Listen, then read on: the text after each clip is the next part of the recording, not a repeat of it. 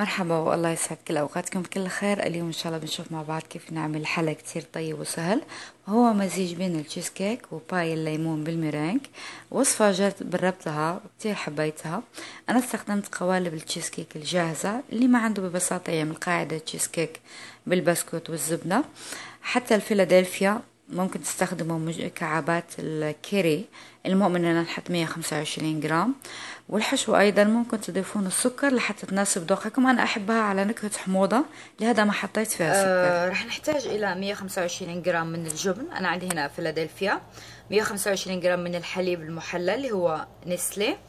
بشر ليمونتين. عندي هنا 3 ملاعق كبار من السكر، حبتين بيض، 3 كوب من عصير الليمون.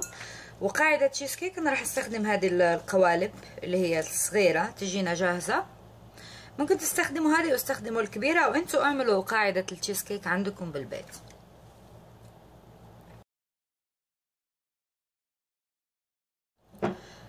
حطيت هنا الحليب النسلي، ثم انزل عليه بالجبن. طبعا اول شيء محتاجه انه اخفق هذا لحتى يصير كريمي ويمتزج مع بعضه. ثم اضيف عليه بشر الليمون. طبعا هذا الليمون ناخذ ليمونتين نبشرهم قبل ما نعصرهم. وعصير الليمون انا عندي هنا عصير ليمونتين هو 3 كوب. راح احط نصه واقيس اشوف الحموضه هل مثل ما انا ابغى او محتاجه اني اضيف. طبعا هذه الخطوه نعملها قبل ما نضيف البيض لحتى نقدر نذوق الطعم. اوكي،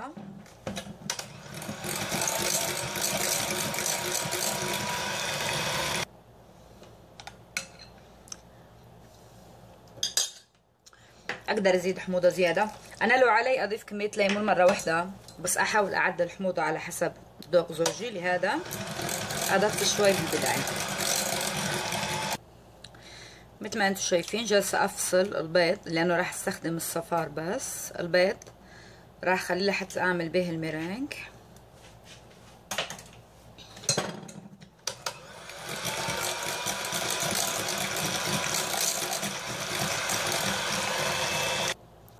هذا اخر شيء ما ذكرته في المقادير، اللي هو ملعقه كبيره من الطحين.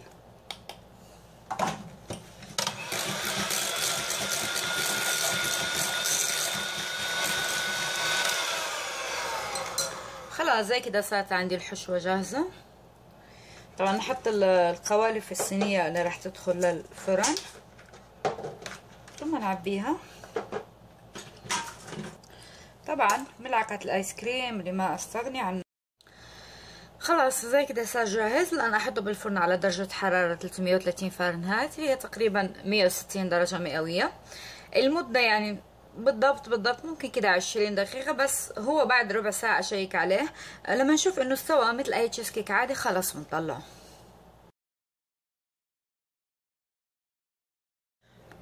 عندي هنا بياض البيضتين، راح اضيف عليهم ربع ملعقة صغيرة من بودرة الترتار. اللي عنده يستخدمها، اللي ما عنده ما يستخدمها. لهذا انا ما ذكرت بالبداية، بس هي حلوة انه تستخدموها مع بياض البيض، اللي هي كريم اوف تارتار. طبعا هذا راح نعمل منه ميرينج.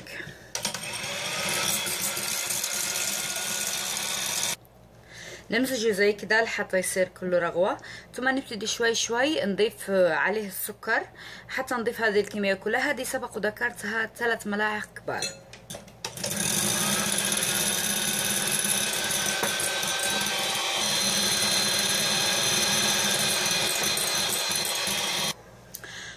وقفت خفق.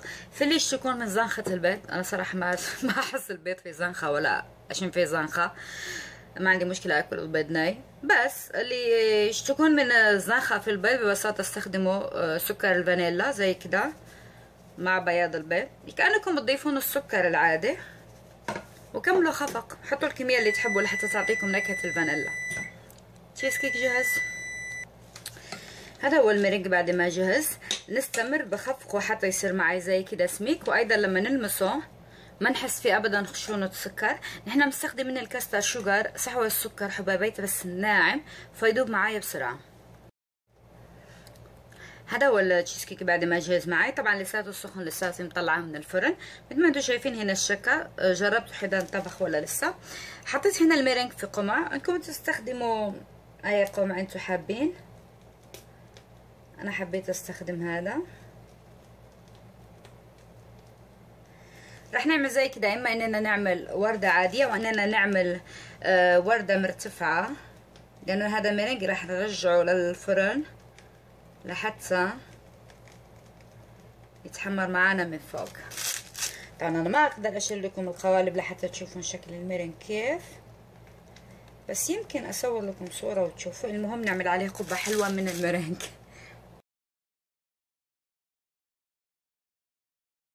زي كده. الان ارجعه للفرن وعيني عليه، يعني الفرن شغال من فوق فقط، ما بياخد معانا دقيقة على حسب حرارة الفرن. مجرد اننا نشوف الميرينج تحمر شوي من فوق خلاص بيكون صار عندنا جاهز. خلاص هذا هو بعد ما طلعت من الفرن تحمر معي الميرينج من السطح وتماسك مثل ما انتم شايفين. طبعا اللي افضل تحمير يفضل نستخدم هذا لحرق سطح الميرينج، بس انا ما حبيت استخدمه لانه مو متوفر عند الكل. فاكيد رح نسال يا امل ما عندي ايش اعمل، لهذا قلت خليني احط لكم اياه بالفرن لحتى تشوفوا انه نقدر نعمله بالفرن. خلاص هذا رح نستنى عليه يبرد تماما، ثم كلوا عليكم بالف عافيه. مزيج من التشيز كيك والباي. شغل السرعه. ايش نعمل؟ يلا باي. خلاص هذه وصفتي لليوم. مثل ما انتم شفتوا وصفه كتير حلوه وسهله، ان شاء الله تجربوها. الله يسعدكم يا رب، وثانك يو. باي باي.